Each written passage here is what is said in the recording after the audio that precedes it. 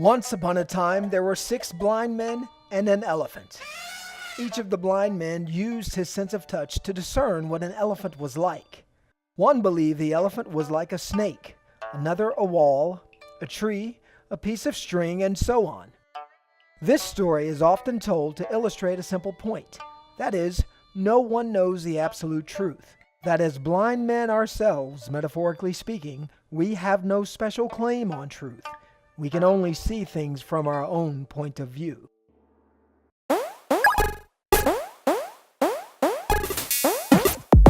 This parable captures the essence of the most popular belief system in today's Western world. That is the belief that all belief systems are false, and none of them tell us any truth beyond our own personal experience. But don't you see the problem?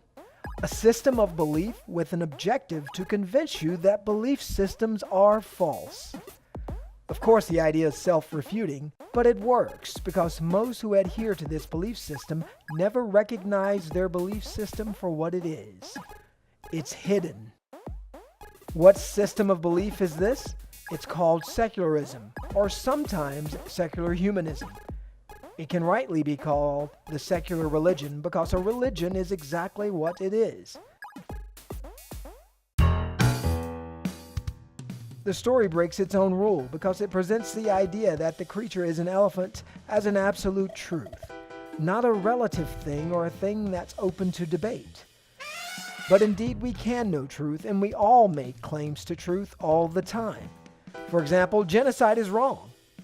It always was and always will be wrong. It's absolute. The society that ever questions that truth chooses evil over good. And there are thousands of other very absolute, very true statements we can, do, and should make about the nature of reality and about the world around us.